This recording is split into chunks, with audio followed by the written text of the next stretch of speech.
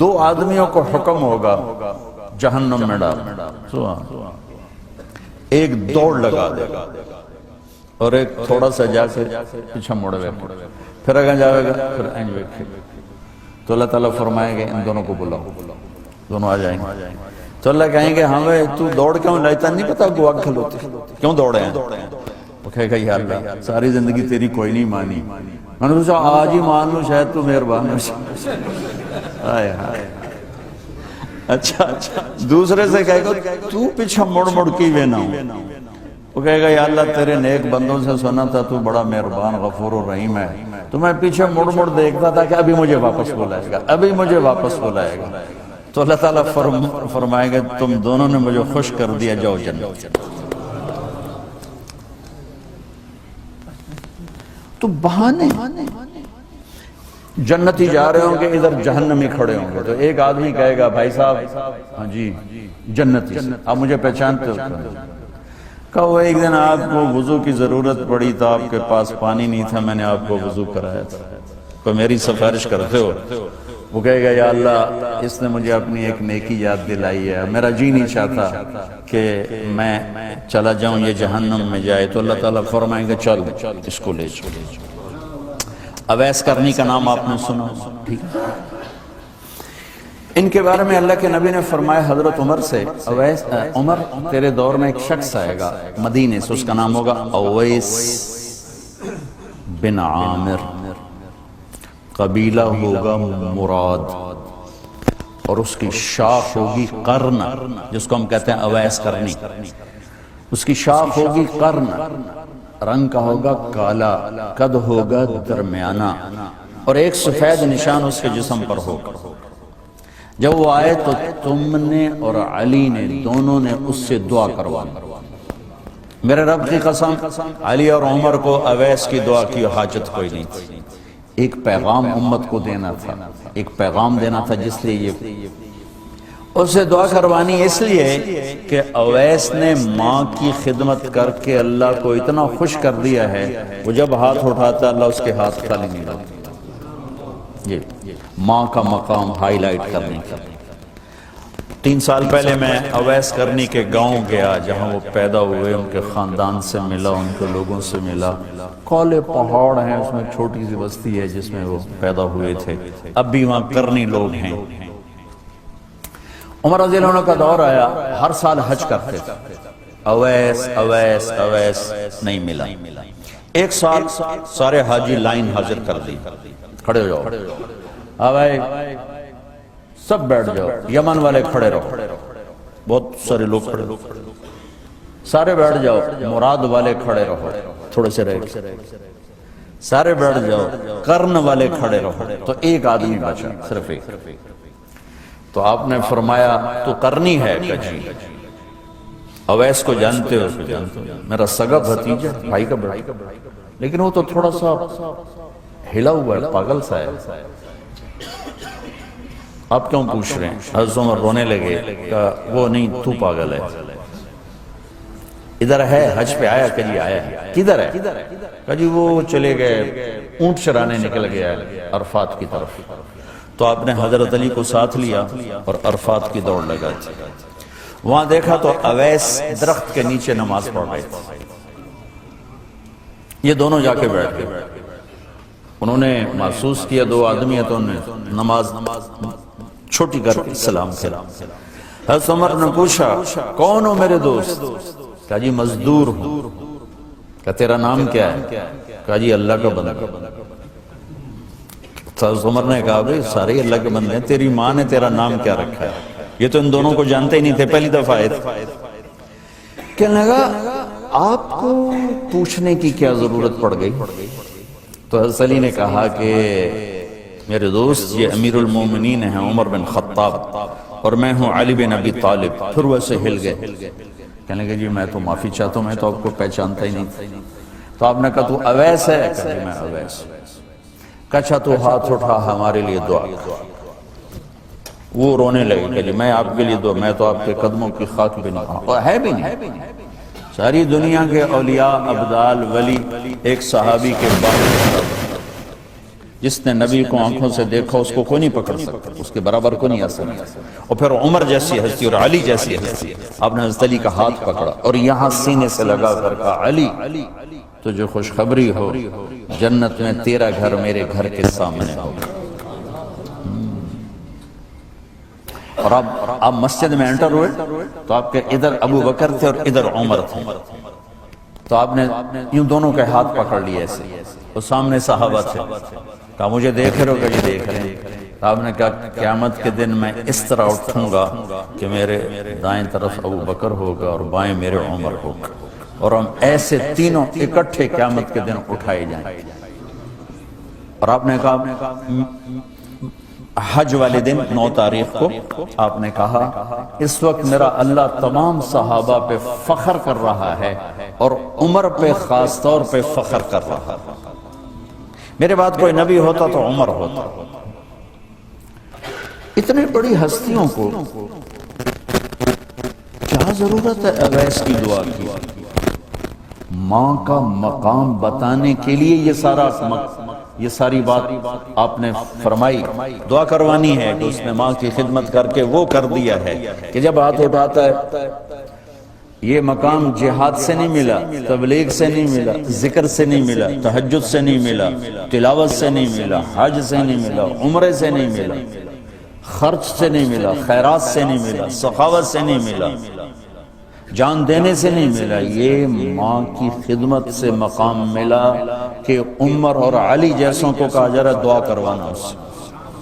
اور وہ رو رہے ہیں کہ میں تھوڑا نوکر، میں میری مجال میں تھوڑے واسطے، کہا بھائی اللہ کے نبی نے فرمایا تھا، اللہ کے نبی نے فرمایا تھا کہ دعا کروانی، تو دعا کروائی، ان دونوں نے حضرت اویس سے دعا کروائی۔ حضرت عمر نے فرمایا میرے پاس رہو گے؟ کہ نہیں میں آپ کے پاس نہیں رہوں گا۔ کہاں رہو گے؟ کہا میں کوفے رہوں گا۔ تو آپ نے فرمایا کوفے کے گورنر کو خط لکھ دوں؟ تو کہا جی نہیں میں تو عام لوگوں میں رہوں گا، خط نہیں لکھنا۔ اگلے سال حج پہ لوگ آئے تو اپنے ایک وہاں کے سردار سے پوچھا اب کوئی اویس کی خیر خبر؟ کہا جی بہت برے حال ہے۔ کہا رہے وہ بہت بڑے آدمی ہیں، اللہ کے نبی نے ہم سے کہا تھا کہ ان سے دعا کروانی ہے، جا کے ان سے دعا کروانا۔ یہ حاجی جب واپس پہنچے تو اویس کو ڈھونڈتے ڈھونڈتے دیکھا تو دریائے فرات کے کنارے نفل پڑھ رہے، جا کر بیٹھ گئے۔ اویس بھائی ہمارے لیے دعا کرو۔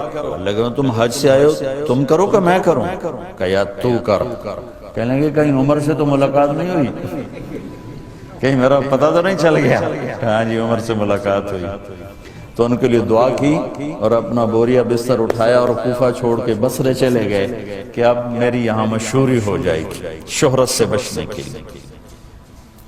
اب ایک اور حدیث سنت، میرے نبی نے فرمایا کہ جب لوگ جنت میں جا رہے ہوں گے، اویس بھی جا رہا ہوگا، دروازے کے قریب اللہ فرمائیں گے باقی سب کو جانے دو، اویس کو روک لو۔ تو وہ اویس پریشان ہو جائیں گے کہ بوئے تے آتے کیوں رکاوٹ بن گئی، دروازے پہ آگے کیا رکاوٹ ہو گئی؟ تو کہیں گے یا اللہ آپ نے مجھے کیوں روکا ہے؟ تو اللہ تعالیٰ فرمائیں گے پیچھے دیکھو، پیچھے دیکھیں گے تو جہنم کے لوگ کھڑے ہوں گے، مجرم۔ کہیں گے اویس تو نے مجھے خوش کیا ماں کی خدمت کر۔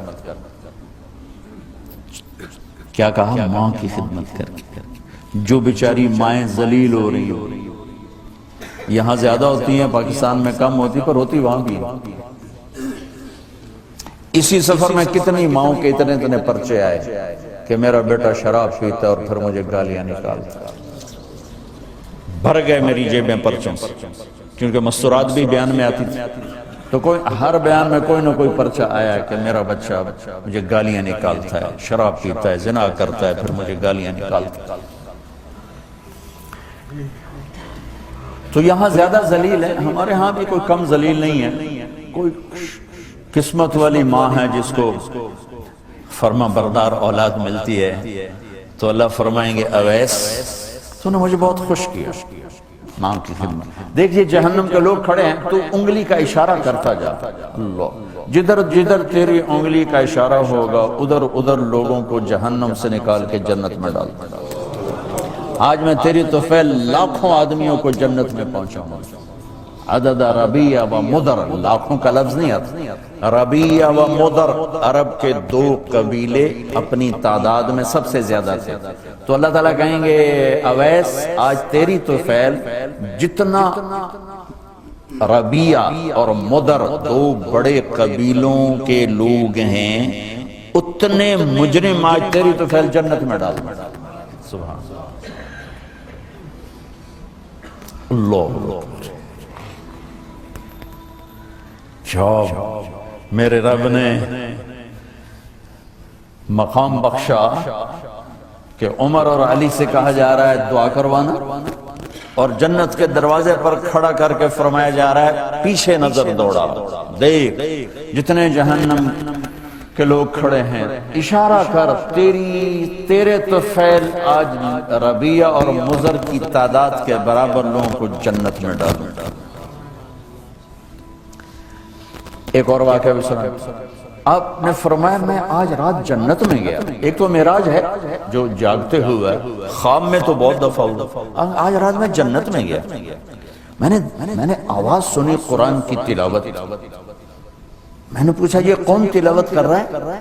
ان کا جی یہ حارثہ بن نعمان ہے. تو آپ نے کہا حارثہ بن نعمان وہ تو مدینے بیٹھا ہے. دیکھو آپ کو سنانے کے لیے مائک لگا ہوا ہے اوپر، تھوڑے سے لوگ آپ، اور حارثہ کی آواز جنت میں جا رہی ہے اور وہ مدینے بیٹھے ہوئے ہیں، 7 آسمان پار کر کے آواز جا رہی ہے. وہ کیسے پوری جنت میں اس کی آواز کیوں آ رہی ہے؟ کہ یا رسول اللہ انہوں نے ماں کی ایسی خدمت کی ہے کہ اللہ تعالیٰ نے خوش ہو کر کہا ہے حارثہ جب قرآن پڑھے ساری جنت کو سناؤ، ساری جنت کو سناؤ. اچھا کیسی خدمت کرتے تھے؟ ماں کی کیسی خدمت کرتے تھے؟ ان کے کپڑے بیوی سے نہیں دھلاتے تھے، خود دھوتے تھے. ہم لوگ اپنی بیویوں پہ ڈنڈا چڑھا کے کھڑے تھے، میری ماں دے کپڑے دو، میری ماں دی روٹی پکا، میری ماں نو چاہ بنا کے دے. آپ کی بیوی کے ذمہ آپ کی ماں کی خدمت نہیں ہے، میرے ذمہ میری ماں کی خدمت. میری بیوی کے ذمہ میرے باپ کی خدمت نہیں ہے، میری ماں کی خدمت نہیں ہے، میری بہن بھائیوں کی خدمت نہیں ہے. لیکن یہ بر صغیر کے معاشرے کا ظلم ہے کہ آنے والی بچی ٹکڑے ٹکڑے ہو جاتی، پس کے رہ جاتی، اور ایک ظلم و ستم کی چکی میں وہ قیمہ بن جاتا. ساس کا ظلم، سسر کا ظلم، خامد کی بہنوں کا ظلم، بھائیوں کا ظلم، تانے بولیاں. اس بیچاری نے بچے کیا پالنے ہیں، وہ تو روتے روتے زندگی گزار دیتی. میرے ذمہ ہے ماں کی خدمت، میری بیوی کے ذمہ نہیں ہے. پوچھو مفتیوں سے ماں کے لیے کیا کرتے تھے؟ سالن خود بناتے تھے، آٹا گوندتے تھے، روٹی پکاتے تھے، پھر تھالی میں پلیٹ میں رکھ کر ماں کو سامنے بٹھا کر خود کھلاتے بھی خود، اور ماں کو تیل لگاتے، کنگھی کرتے، جوئیں نکالتے. اور کبھی اماں کوئی کام کہہ دیتی اور سمجھ میں نہیں آیا تو یہ نہیں کہتے تھے ماں جی کیا جائے، اپنی بیوی کو باہر بلا کر کہتے ماں جی نے کیا کہا ہے مجھے سمجھ میں نہیں آیا.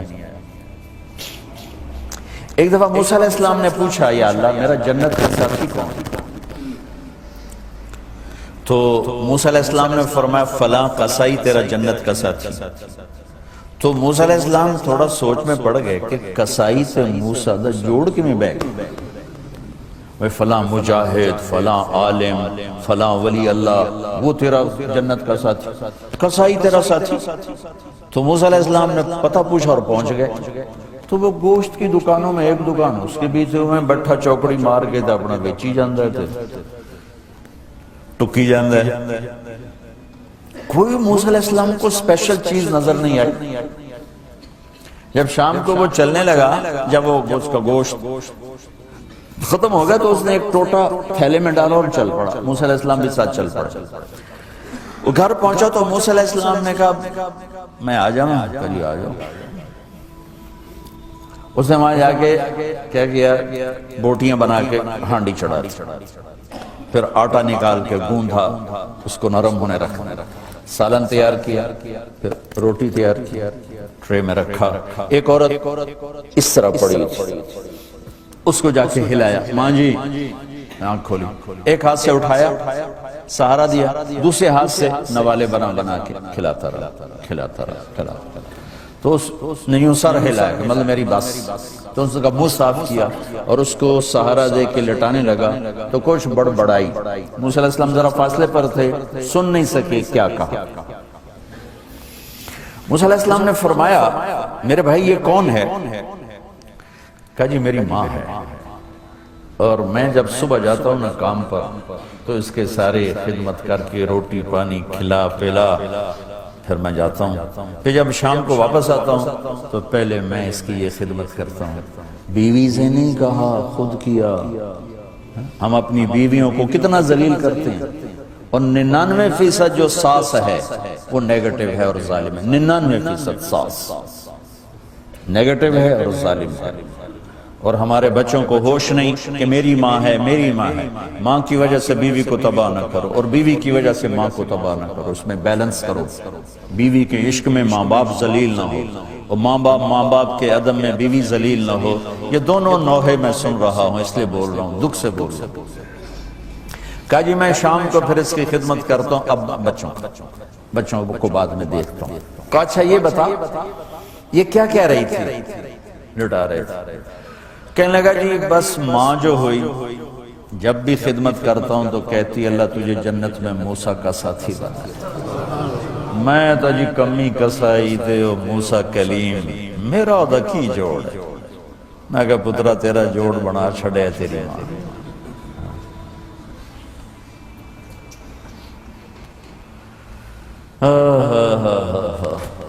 تو خیر بہت سی باتیں آپ کو بتا دیں، جی میں آئے تو کر لینا۔ ماں باپ زندہ ہیں دعا لو، فوت ہو گئے ان کی قبروں پہ جایا کرو، وہاں بیٹھ کے قرآن پڑھا کرو۔ جو بچہ پڑھے گا وہ اتنا طاقتور ہو کے ماں باپ کو لگے گا، اگر وہ فوت ہو چکے ہیں۔ کہ ہمارے ہاں تو قرآن بھی مل جاتا ہے نا جی، مدرسوں میں چلے جاؤ جی قرآن دے بھائی، لو جی 100 قرآن لے جاؤ، لو جی 50 قرآن لے جاؤ۔ اتنی حماقت ہے، مولوی صاحب ذرا چھوڑا نو گل دے جی ماں جی واسطے قرآن پڑھانا، چھوڑا دی ماں تا نہیں مری، میری ماں مری۔ ہمارے ایک رشتہ داروں کے نا وہ تھا ختم، والدہ فوت ہو گئی، تو میں بھی گیا ہوا تھا، تو بچے باہر بیٹھے سگریٹ پی رہے، اور مدرسے کے بچے بلائے ہوئے تھے کمرے میں قرآن پڑھنے کے لیے۔ میں کہا چلو میں بھی، میرے نانکیں چوئی، میں کہا چلو میں بھی تھوڑا قرآن پڑھ رہا ہوں۔ میں جا کے قرآن کھول کے پڑھنا شروع کر دیا۔ تھوڑی دیر بعد مجھے محسوس ہوا کہ یہ بچے قرآن نہیں پڑھ رہے۔ میں نے جب دیکھا تو وہ نیچے ایک چھوٹا سا ریڈیو پڑا تھا، اس میں انڈیا پاکستان کا کرکٹ میچ ہو رہا تھا، اس کی کمنٹری چلتی اور وہ سارے وہ سن رہے تھے۔ اور جب ان میں سے کوئی آ جاتا تو شروع ہو جاتے ذالک الکتاب لا ریب فیہ ھدی للمتقین الذین یؤمنون بالغیب۔ جب وہ چلے جاتے کیڑا آؤٹ ہوئے، کتنے سکور ہوئے۔ 1 گھنٹہ یہ تماشا ہوتا رہا اور میں بیٹھا دیکھتا رہا۔ 1 گھنٹے بعد جا کر کہنے لگی قرآن مک گیا، وہ کمنٹری مک گئی آئی تھی۔ ہن کی ثواب گیا اما نو؟ کمنٹری دا ثواب گیا، قرآن دا ثواب تا نہیں گیا، کیونکہ اس پاگل نے خود ماں کے لیے پڑھنا تھا، اس نے ماں کے لیے بھی کرائے پہ قرآن لے لیں۔